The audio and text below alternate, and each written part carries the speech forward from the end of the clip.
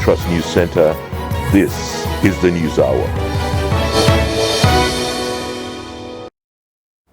On News Hour tonight, Senate confirms Olukoyede as EFCC chairman. Lawyer asks court to set appointment aside. 3 killed, district head, 11 others kidnapped in fresh Zamfara attack. 59 dead, 481 infected as diphtheria ravages 14 local government areas in Borno State. And on the foreign scene, OIC condemns impunity in Gaza as United States President Joe Biden visits Israel. Hello and welcome to Trust TV News Hour. I'm Aisha Salihu. We'll begin on the floor of the Red Chambers at the National Assembly, where members of the Senate has confirmed President Tinubu's nomination of Ola Olukoyede and Mohammed Hamadoda as chairman and secretary of the Economic and Financial Crimes Commission. Fielding questions from senators during plenary, Olukoyede identified 3 major steps the anti-graft agency under his leadership will take towards addressing financial crimes in Nigeria. He stressed the need to build the international image of the country to attract foreign direct investment opportunities for citizens. Let's take a look at the report.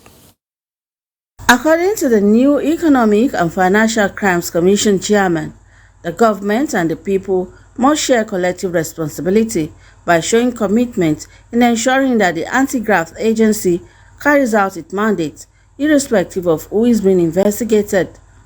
According to Olukoyede, it is a way better to prevent any financial crime rather than waiting for a crime to be committed and investigated. If I'm given the opportunity to be confirmed, one of the first things I'm going to do is to ensure that that MOU is executed so that will form a kind of working relationship between ICPC and EFCC, so that we'll be able to look, if ICPC is investigating someone using Nigeria taxpayers' money, why should I dissipate energy and resources to investigate if perhaps it's the facts are similar? On a remark, President of the Senate, Godswill Akpabio, questioned the way and manner EFCC operatives carry out the arrest, saying it was most unconventional. Distinguished colleagues, will the Senate confirm the nomination of Mr. Olanipekun Olukoyede for appointment as chairman of the Economic and Financial Crimes Commission, EFCC? Those in favor say aye. Aye. Those against say nay. The ayes have it. In a similar development, the upper chamber also confirmed Halima Shehu as the Chief Executive Officer, CEO of the National Social Investment Program Agency. I enrolled into ABU Zaria, where I obtained a degree in English and a master's degree in International Affairs and Diplomacy. I then went for the mandatory youth service at AfriProjects Consortium, a project under the Petroleum Trust Fund then. Distinguished colleagues, will the Senate confirm the nomination of Mrs. Halima Shehu for appointment as National Coordinator and Chief Executive Officer of the National Social Investment Program Agency? Those in favor say aye. Aye. Those against say nay. The ayes have it. The National Social Investment Program, NSIP, was a project created to change the lives of millions of Nigerians living in extreme poverty, upgrade the standard of living, and as well as improve the economy. Rashidat Yusuf for Trust TV News. Meanwhile, a human rights activist, Maxwell Okpara, has asked a federal high court in Abuja to restrain President Bola Tinubu and the new chairman of the Economic and Financial Crimes Commission, Olanipekun Olukoyede, from carrying out the functions of the commission. Okpara, in an originating summons which has Tinubu, the Attorney General of the Federation, and Minister of Justice, the EFCC, and Olukoyede as respondents, is contending that the latter is not qualified to hold the office. He also requested the court to set aside the appointment made by the president for being in breach of Section 2, subsection 1, A subsection 3 of the EFCC Act. He argued further that Olukoyede, not being a serving or a retired member of any government, security or law enforcement agency, not below the rank of Assistant Commissioner of Police or its equivalent, cannot be validly appointed to hold the office of the EFCC. No date has been fixed for the hearing.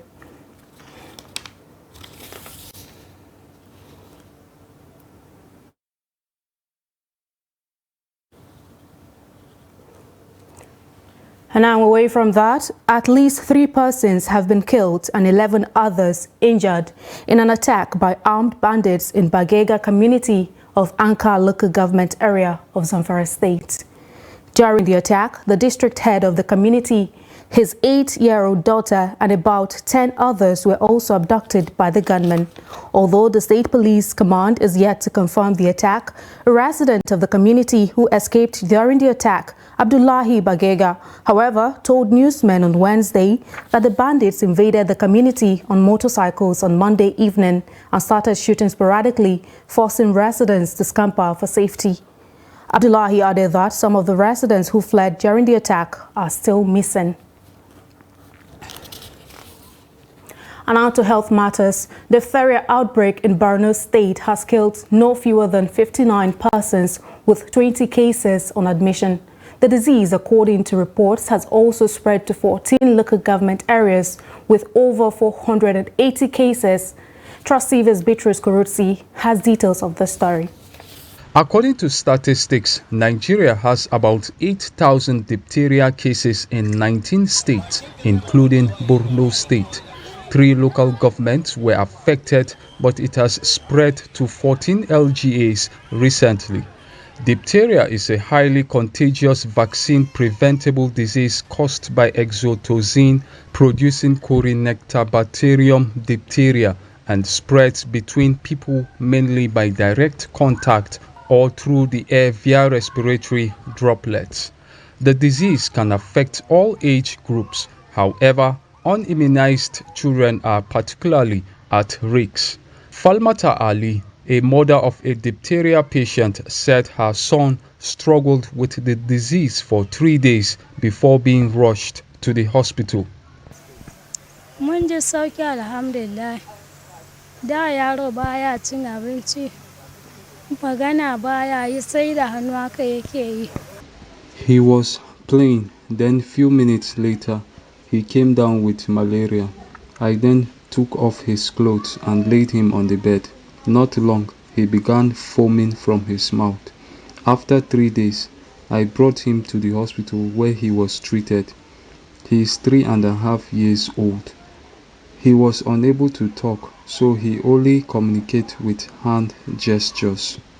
The state is currently handling 481 cases with 59 deaths and 20 on admission. The State Ministry of Health added that 2 local governments have completely recovered while it is working on containing the spread in affected communities. We are currently responding to diphtheria. So far we have 481 cases from 14 LGS.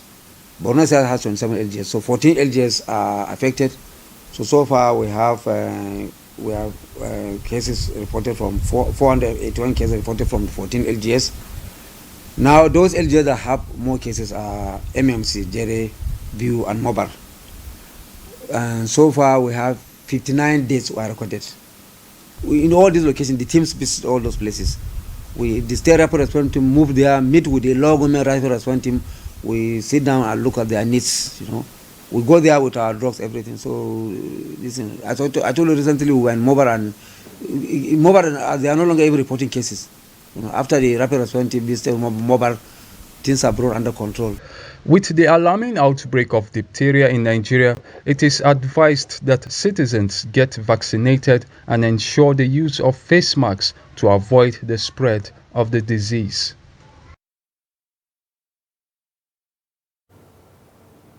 A sad one right there in Borno State. And now moving on to another sad development.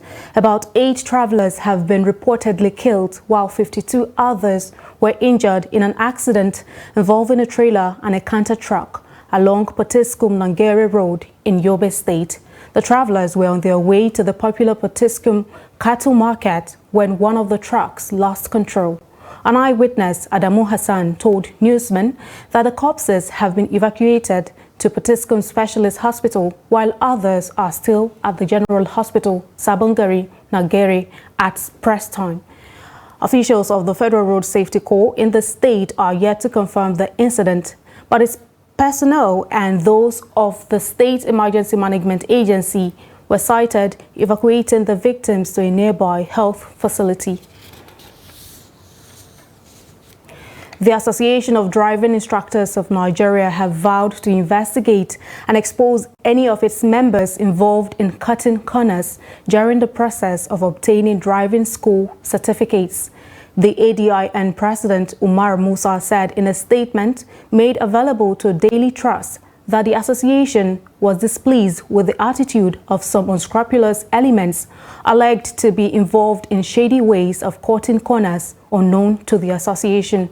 Musa was reacting to an investigation by Daily Trust and Trust TV at the weekend, which exposed the willingness of some Federal Road Safety Corps accredited driving schools within Abuja to issue driving school certificates that will qualify individuals to obtain the country's driver's license without proper training and testing. He said the association had already taken steps to unravel the cartel and unveil them, no matter how highly placed. Musa explained that the process of obtaining driver's license commences with the driving schools training the intending drivers, after which they are issued driving school certificates after passing the tests. According to him, the certificates are then handed over to the VIO for authentication and further scrutiny, while the FRSC designs and produces the driver's license. Kano State government has trained over 170 repentant thugs as part of efforts to get the state rid of criminals. 50 out of the repentant thugs are recruited by police as constabulary volunteers. They were selected from the crime-prone local government areas of Fage, Dala, Nasarawa, Ungogo, and Kano Municipal. Governor Abba Kabir Yusuf announced that 152 of them will be supported by the state government in skills acquisition. Integration of the 222 repentant thugs who were hitherto being used by some forces who are enemies of Kano State to perpetrate various types of crimes.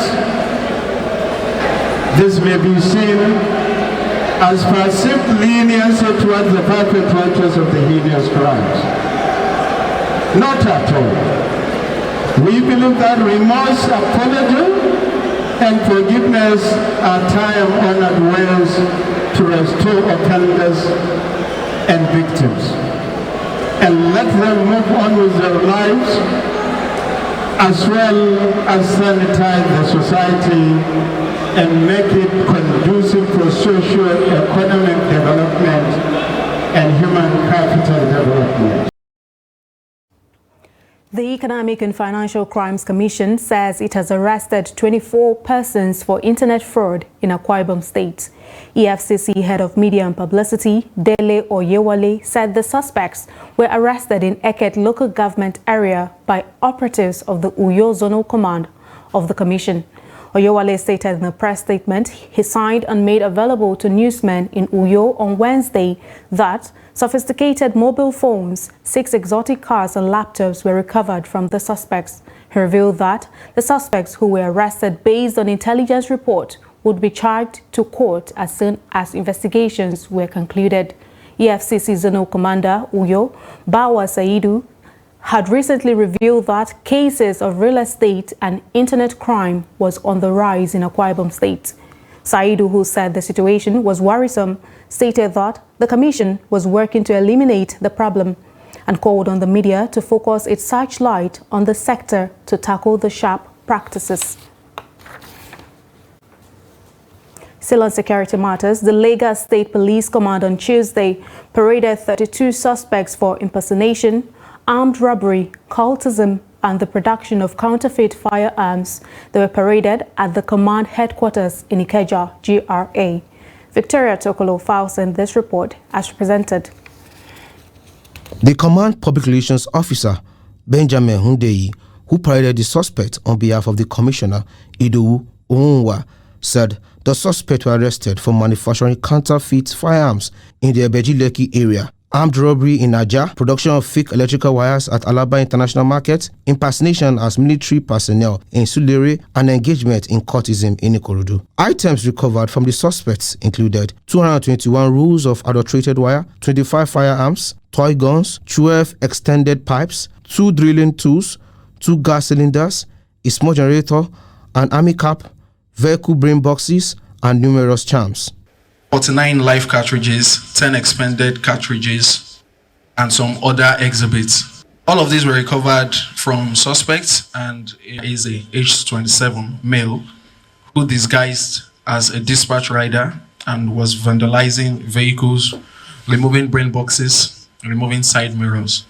And this has been rampant. We've been seeing it on social media. So we got into action and were able to arrest the suspects, Ogbonna Eze. Addressing the issue of individuals who engage in the wanton destruction of vehicles on the roads, Hundeyi said anyone irrespective of their affiliation found responsible for damaging vehicles on road will be promptly apprehended and brought to justice. He advised road users to report any of such incidents to ensure that those responsible are arrested and made to face appropriate consequences. To us complaining about how people produce fake electrical wires and use their brand name, their trademark, to sell this product, thereby giving their own product bad name and bad reputation, because people buy and say, oh, this company has dropped quality and all of that. This is very criminal, so we swung into action. He noted that the Inspector General of Police, Kayode Egbetokun, has authorized and initiated a nationwide directive mandating all police commands across the country to commence a comprehensive disarmament process, urging all individuals in possession of firearms to voluntarily surrender them, adding that those who comply with the directives will not face arrest. And now to legal matters. A senior magistrate court sitting in Minna, the Niger State capital, has sentenced one Gambo Adamu to 12 months imprisonment or pay a 100,000 naira fine for deceitfully contracting a marriage for his mother-in-law, Saadatu Aliyu, and former President Muhammadu Buhari. The plaintiff, who was a divorcee, had approached the court that her son-in-law extorted money from her, amounting to 5 million naira, with a promise to connect her with President Muhammadu Buhari for a marital relationship. She told the court that her son-in-law presented to her the sum of 100,000 naira as bride price, a basket of kola nuts and fried chicken in a bag as gifts from President Muhammadu Buhari during the wedding Fatiha. She said after waiting for the former president to pick her as his new wife without seeing him, she decided to approach the court for intervention. After hearings on the matter, the magistrate Ibrahim Musa Zago sentenced the defendant to 12 months imprisonment for cheating, contrary to Section 322 of the Penal Code Law, with option of fine of 100,000 naira. He also ordered the defendant to pay 2 million naira as compensation to the nominal complainant. The Minister of Information and National Orientation, Mohammed Idris, has assured of President Bola Ahmed Tinubu's commitment to providing an enabling environment for the press to carry out its vital role in the society. Speaking to State House correspondents after meeting with the president at the villa in Abuja on Wednesday, the minister said the administration has no intention of restricting the press, noting, however, that press freedom also comes with responsibility. Idris emphasized that press freedom should be exercised in a manner that upholds ethical standards and promotes responsible reporting.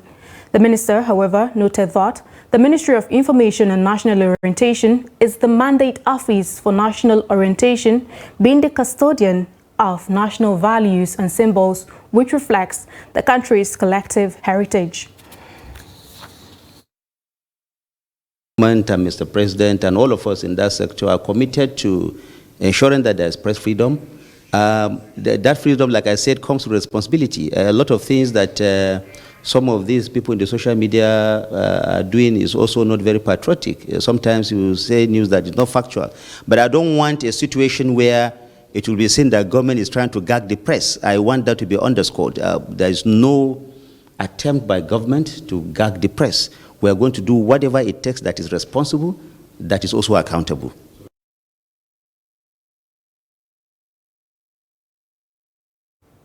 You're watching the News Hour on Trust TV. Coming up shortly, we'll tell you a story about the 500-year-old tradition of hand embroidery.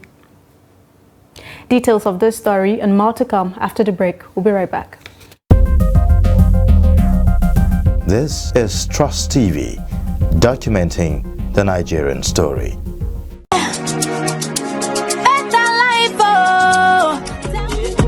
That's right, you too could be one of the 20 Zenith Bank customers that will win 150,000 Naira every 2 weeks from June 1st, 2023 until May 31st, 2024 in the Zenith Better Life Promo 3.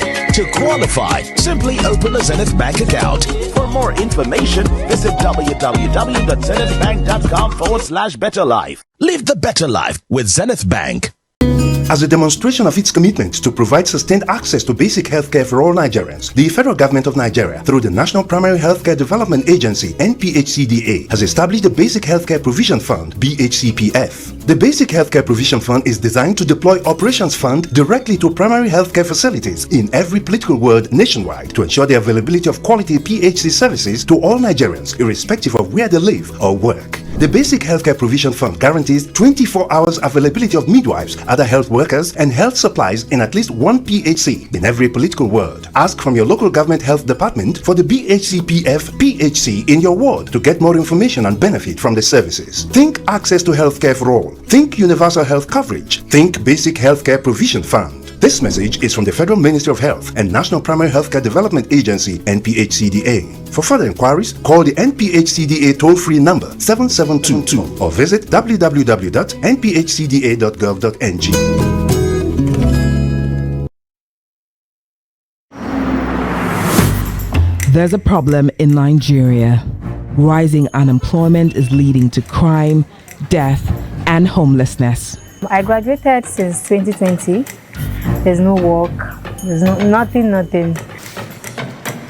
With no jobs, no money, and no food, many young people are frustrated. There are many young youths out there looking for what to do. But when you come to Nigeria, you will see old people doing the work that young people should do. My own local government is safe. We don't have anybody in this community that is working there. Lost and forgotten in slums, the echoes of their worries haunt the seat of power. Where is their government? This village is like we are inside the city, and our boys are running up and down, no work. What is the truth behind Nigeria's unemployment statistic? Beyond the affluence of Abuja's wealthy 1% lies the grief of the 99% struggling to earn a living.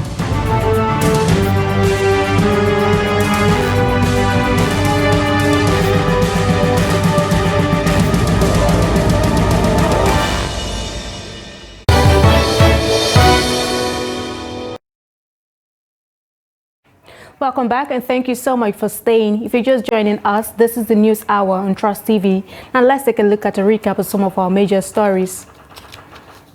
We told you that Senate confirms Olukoyede as EFCC chairman. Lawyer asks court to set appointment aside. Plus, 3 killed, district head, 11 others kidnapped in fresh Zamfara attack. And now moving to other stories, a renowned professor of sociology and dean, Faculty of Social and Management Sciences, Tukur Mohammed Baba of the Federal University, Birnin Kebbi, has faulted a one-style approach of fighting banditry in the country. Baba identified several factors as being responsible for the spread of the menace and argued that the one-style approach would only continue to give same results even if repeated a million times. From Birnin Kebbi, Trust TV's Umar Avanda reports. Professor Tukur Mohammed Baba graced an occasion at the State Presidential Banquet Hall as a guest speaker on move by the Vigilant Group of Nigeria Kebbi State Branch to stem the sudden surge of banditry activities around the state and neighborhood, when he exclusively spoke to us, blaming ineptitude, corruption, repetition of same approach, and lack of strong will by everybody to end the menace. There is little sign that these conventional security agencies, police, army, civil defense, have not been able to curb insecurity. And it seems to be spreading. So this is an indication that we need either complementary or alternative arrangement to ensure community security. And we have to empower people, not necessarily to hold guns, but to be aware of certain contributions they can make to their own security. Professor Baba, who was the pioneer director, Center for Peace Studies, Danfodiyo University, alternative solutions must be sought for from local existing security outfits to complement efforts of the military and paramilitary, as well as a change of attitude of people towards immediate neighborhoods, from the trending "I don't care" attitude to happenings in the surroundings that many times resulted into serious security challenges. We train people to be observant of things going on around them in a community in Taraba State, and I'm very glad to say when we trained people, they were able to apprehend a lot of big-time criminals simply by listening, simply by watching, simply by reporting, and it was very, very successful. He later presented a paper on security consciousness at the occasion, which was a one-day lecture on problems and solutions to rapid increase of insecurity and 150 million naira appeal fund. At the lecture, two other resource persons, Deputy Rector Administration Wazir Umar Federal Polytechnic, Birnin Kebbi, Dr. Mohammed Mustafa Abakar, and Dr. Atiku Umar, a retired Assistant Director, Internal Security, presented papers on ways of combating security challenges. Although the appeal fund did not hold, due to overriding commitments of the launchers, the State Commander of the Vigilant Group of Nigeria Kebbi State Branch, Lawal Muhammad Augie, was full of gratitude. The impartment of knowledge to my members is more than anything.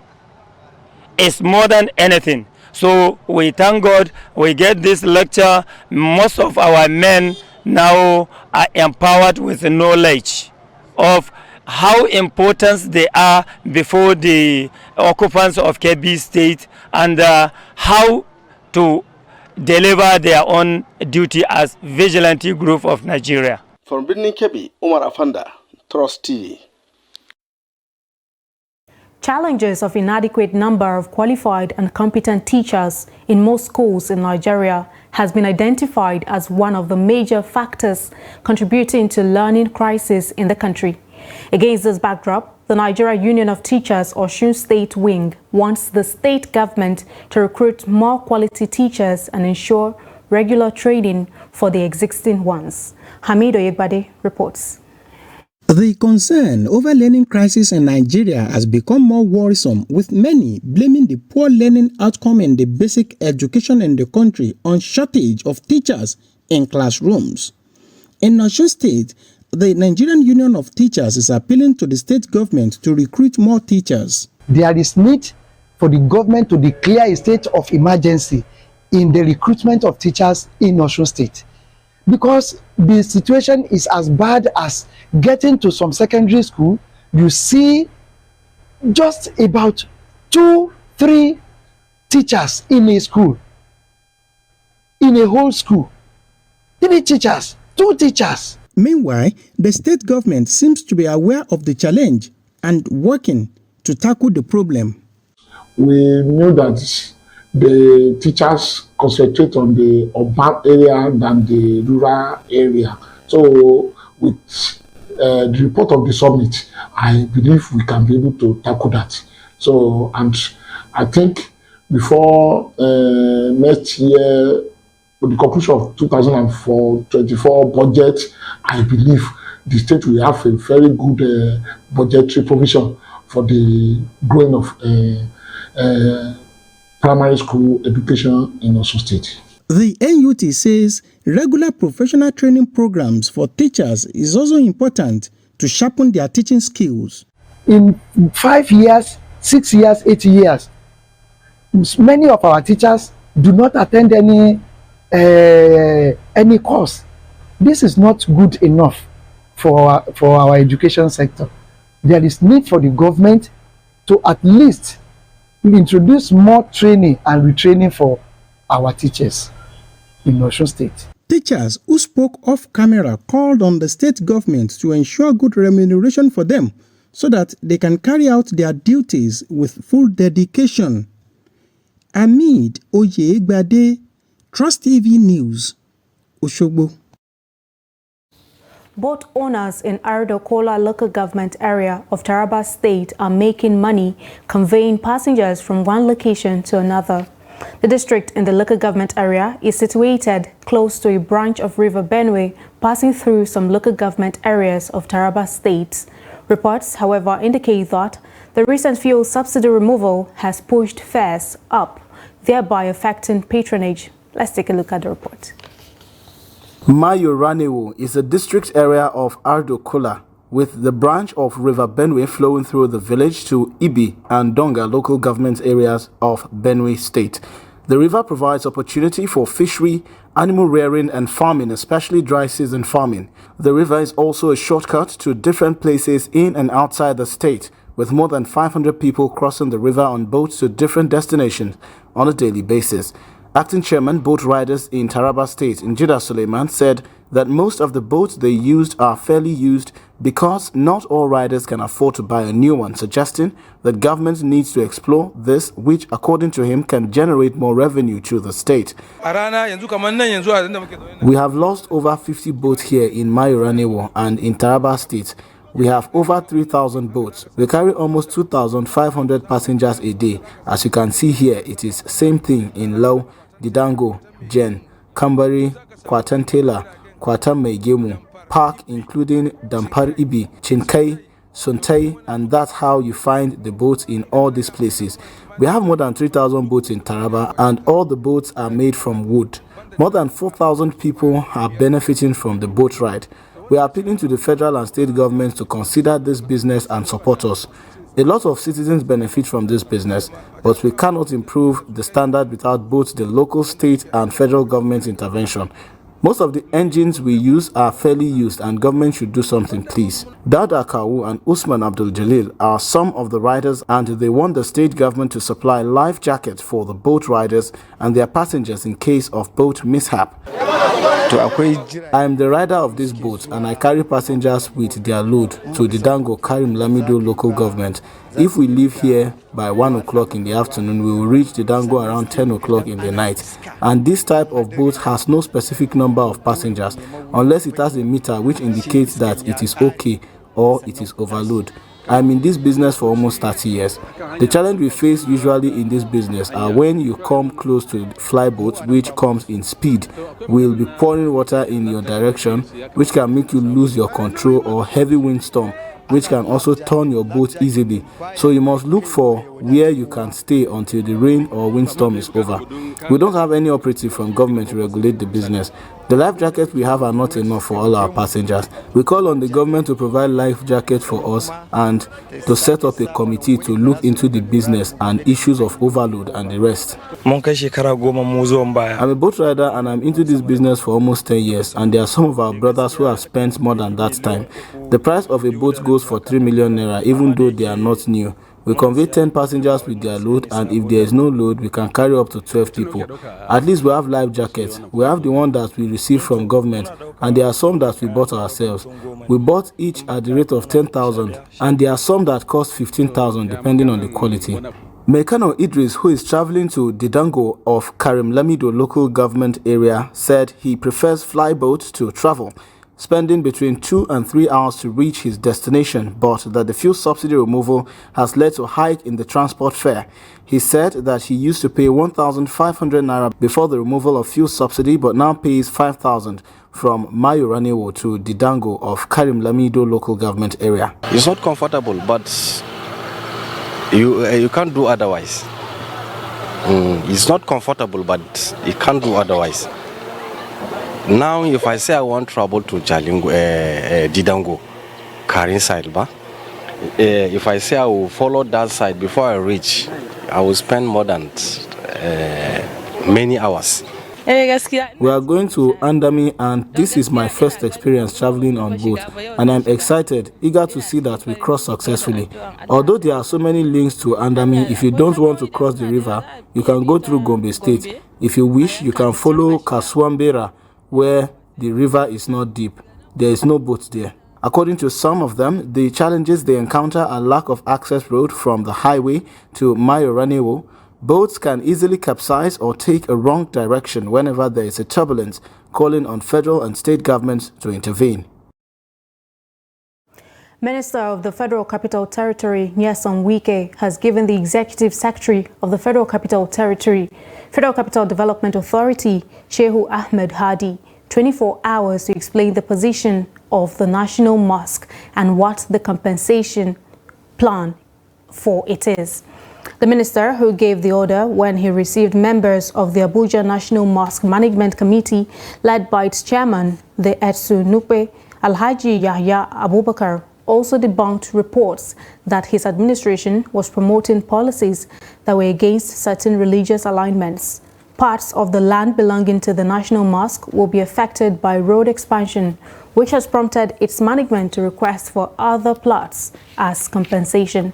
The FCT minister noted that those trying to whip religious sentiments were mischievously doing so to score cheap political points, giving assurances that the FCTA would not hesitate to support the maintenance of the National Mosque and the National Ecumenical Center, as they were both national monuments. Earlier, the Etsunupe urged the minister to support the maintenance project of the mosque, which he said had been stalled for some time. He also pleaded with the minister to grant the committee more time to develop plots of land allocated to it by the FCTA. Residents of Sayasaya community in Ikara local government area of Kaduna State have appealed to the state government to fix the road linking them to other parts of the state. The appeal, according to them, has become imperative as criminal elements take advantage of the deplorable condition of the road to attack commuters, while farmers find it difficult to transport their produce, hence incurring losses. Trust TV's Bello Musa visited the community and sent in this report. Sayasaya is an agrarian community in Ikara local government area, about 170 kilometers from the Kaduna metropolis. Despite their contribution to food security in Kaduna State and beyond, the lack of an accessible road is affecting the movement of their farm produce from the area. We are worried by the condition of the road because the road links us to Kano and Jigawa. People from Niger Republic also use this road for their weekly market around this area.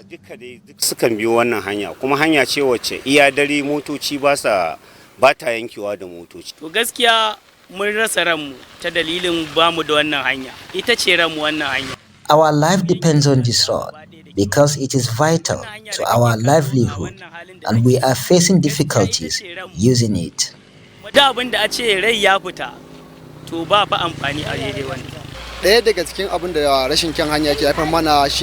Criminals lay siege on the road and rob commuters.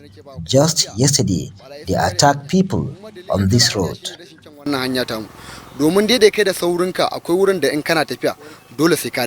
Another challenge facing the residents in the area is the absence of a healthcare facility, as they find it difficult to convey the sick using the bad road. We are indigents of Ikara local government. We can't access hospitals in the area due to the conditions of the road. We rather go to Kano State because it is risky to convey women during labor to the hospital because they may die on the road.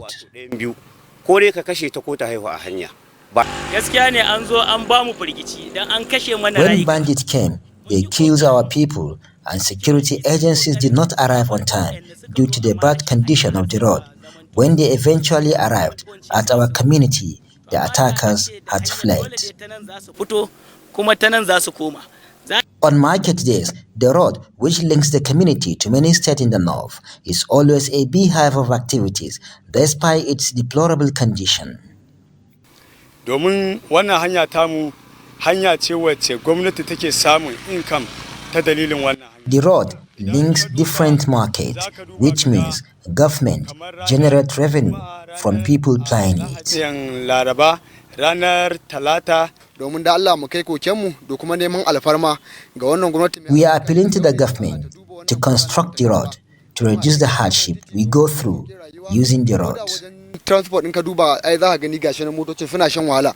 Wani ma za ga saboda rashin kyan hanya an yi tafi kayan faduwa yake ko ba haka ba. Months after the killing of 5 members of the community inside a mosque by suspected bandits, residents of Sayasaya are appealing to the government to repair the road, linking them with other communities to improve security and economic activities. Bello Musa, Trust TV News Kaduna. Compressed natural gas is seen as a viable alternative to petrol and as a means to ease Nigeria's high cost of transportation. There are, however, many unanswered questions surrounding the scheme. Trust TV's Abdurrahman Umar engages stakeholders to determine how ready the government is to roll out the CNG project in the country for the benefit of all Nigerians. His report. Now, each one of these vehicles behind me are vehicles that run on gas. But one of the many questions Nigerians are asking is that how readily are CNG facilities available in Nigeria? Okay Yusuf is a fleet manager of a private transport service agency in Abuja with over 88 cars, out of which 62 have already been converted to run on natural gas known as CNG. Despite his foresight, he says government policies have to be consistent if the interest of Nigerians will be picked in this scheme. Investors are not certain about the government policies around the CNG. Okay, there is a waiver that investors that want to bring in CNG kits can bring their kits and they'll get waiver on the imports of those kits. An advantage for vehicle owners is that cars can still use petrol while utilizing CNG as fuel. We need to also understand that in the conversion of the vehicle, your petrol system is not condemned. So when the CNG is retrofitted in your car, it makes your car have additional functionality, which is a dual fuel system. So your car becomes an hybrid with that, such that you can still use your petrol and still use your gas. According to Kabiru Nuhukoko, compressed natural gas scheme remains a viable option for the country, especially at a period when Nigerians are suffering from the high cost of transportation.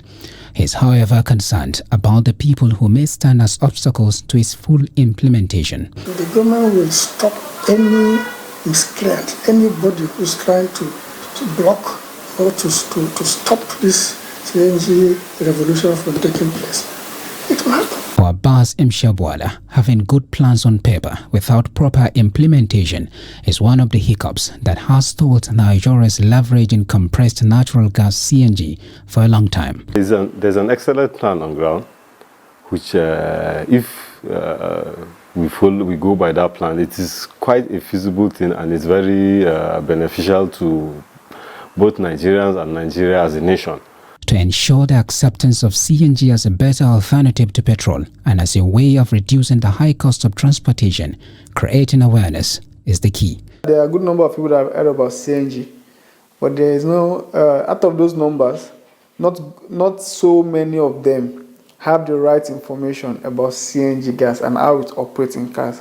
According to NNPC, CNG project in the country will roll out in phases, with first phase comprising of 21 CNG stations, which will support intercity transportation and will be ready by the first quarter of 2024.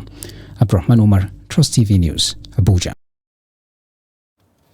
Zaria town in Kaduna State has a rich history of being a celebrated hub in Nigeria's textile industry with a 500-year history.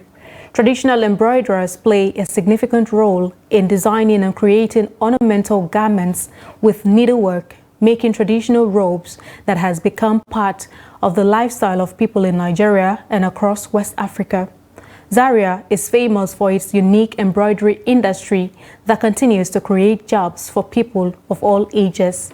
Abubakar Sadiq has details of this report. For men and women in the ancient city of Zaria, hand embroidery, known in local parlance as Dinkin Anu, is an important source of income that is easy to venture into because it requires a little amount of capital. Aminu Musa of Gofar Kuyambana, Zaria, has been in the business for over 30 years and has made it as an occupation for self-sustenance. While talking to Trust Television through some of the hand-embroidered ropes with different threads that are used for the traditional wears, Musa said Askabiu and Askatakos were some of the famous ropes that are widely patronized by people. He added that for the royalty, Tamia is the famous hand embroidery used with local thread and dates back to a century. For royalty, we have Al-Kebba. This Al-Kebba, you can see the emirs wearing it during the Salah and other occasion. And for the people, especially the learned, they use big gowns.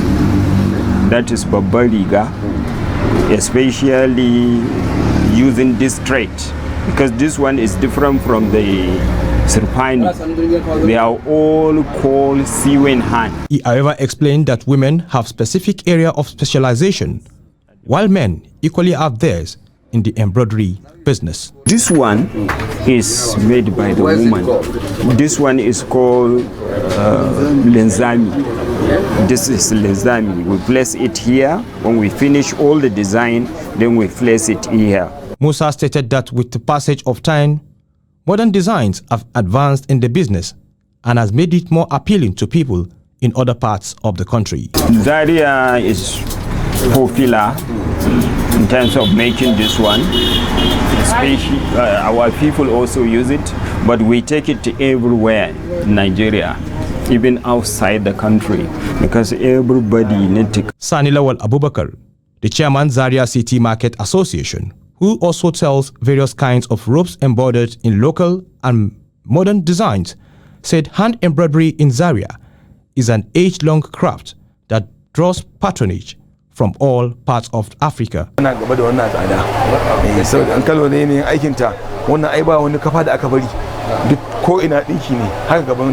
people in the city of Zaria, hand embroidery has over the years become a part of their daily lives. This, they said, makes them unique, not only in Nigeria, but also across Africa. You're still watching News Hour on Trust TV. The news will return shortly. It was never a consensus. We did all our best. You see, in politics, you give your contribution to the best of your ability. If you want, I'll forward to you this statement. You go to this bank and verify. But there are people who say not spending money is not about you in itself. Let me finish. But there's so much to be done. Let me finish. Now, you don't allow me to explain myself. The recent development shows abductions are now a factor of informants embedded in community. It's not about the people of Katsina to say that, no, during my administration I was able to stop insecurity. No, it's about collective responsibility for all of us. And what we should ask ourselves is not what has been seen, is the life better? Are there more people who are unemployed who have not become employed? Is the level of corruption has gone down? Is there inclusion? All those issues. We're actually a gas country with associated oil. Our focus has always been on oil, that we have never paid attention, significant attention to gas. To do it effectively, we need to have honest conversation with ourselves. Government needs to come down from its high horse and communicate with the people and build trust. There must be a solution. We cannot continue this way. They must come back to the table and agree. So whose child will do deny education? All these children that sit for jam, they want to go to higher institutions. But just a short while ago you were saying that why bring 10 children when you cannot cater for them? So why bring more universities when you cannot cater for the existing?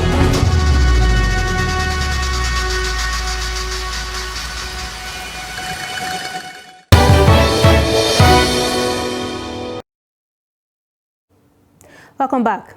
And now on the foreign scene, President Joe Biden said on Wednesday the United States would work with Israel to prevent civilian deaths as it pounds Gaza, with Prime Minister Benjamin Netanyahu promising to make efforts.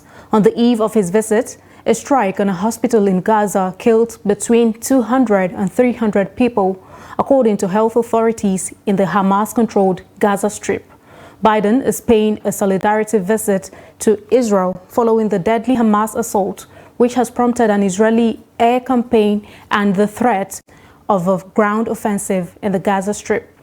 Israel is blamed for the strike, which has provoked fury around the Arab world.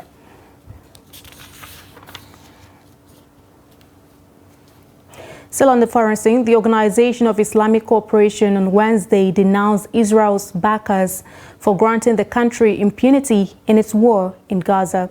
As United States President Joe Biden conducted a solidarity visit, an OIC statement published after an emergency meeting of foreign ministers blamed Israel for a rocket strike on Gaza's Christian-run Ahli Arab hospital that killed 471 people, according to Gaza's Hamas-controlled health ministry. Arab countries have also individually blamed Israel for the incident that has inflamed anger across the Middle East. But Biden, meeting with Israeli Prime Minister Benjamin Netanyahu on Wednesday, voiced support for Israel's position that a misfired Islamic rocket caused the deadly carnage at the hospital, citing data he was shown by his Defense Department. The strike came as Israel continued to rain bombs on Gaza in response to the bloody October 7 attack by Hamas. The OIC, based in the Saudi coastal city of Jeddah, called on the international community to hold the Israeli occupation accountable for war crimes against the Palestinian people. It also condemned the United Nations Security Council for failing to stop the violence. And in sports, Nasarawa United Football Club on Wednesday in Lafia unveiled Adamu Usman as the new technical advisor of the club, with a promise to return the club to Nigeria Premier Football League. Addressing journalists shortly after the unveiling at the Lafia Township Stadium on Wednesday, chairman of the club, Usman Ahmed, explained that he was optimistic that Usman would bring his experience to bear in returning the club from its current relegation status to Nigeria Premier Football League. Nasarawa United FC will be playing in the 2023-2024 Nigerian National League, slated to commence on October 28, 2023, after being relegated last season from NPFL. I want to use this medium to congratulate the new technical advisor. He made efforts to read out his resume. I'm sure it's not just for high-sounding nothing. It's supposed to use what has been read out, inject it into this team. Right now, we're living in a house of sorrow. Nasarawa United is not where it's supposed to be. This is a brand team. We're supposed to be where we rightfully belong to. And with what we have read about the technical advisor, and with the long, uninterrupted experience of the technical manager, I don't know what I'll say about myself. But that if we team up, put or harness our qualities, experiences, and contact, it will not be a heavy task for us to come to. Let's join Emmanuel Fashemi for more sports news.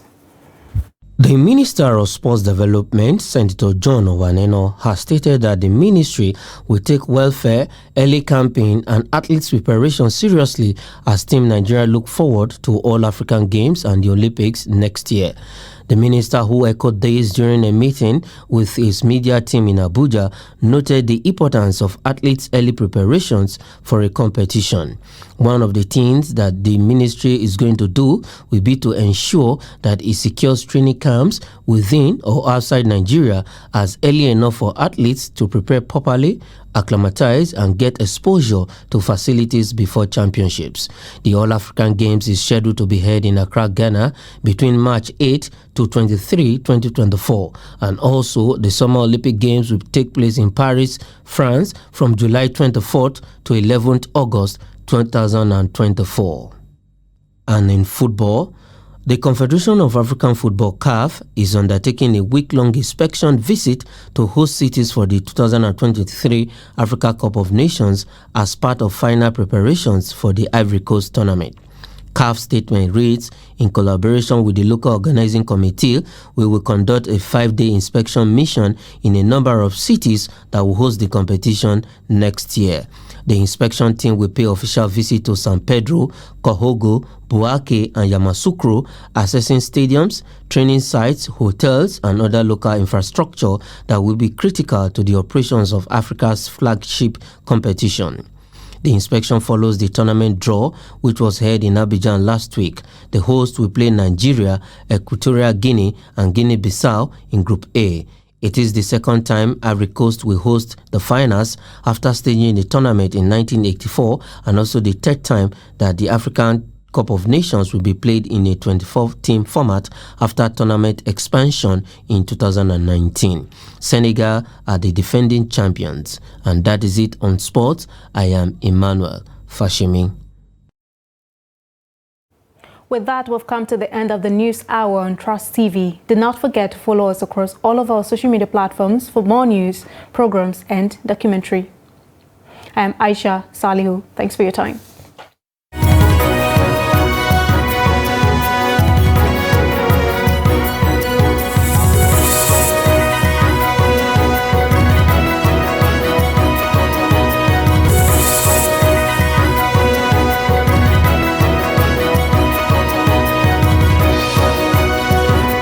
From the Daily Trust News Center, this is the News Hour.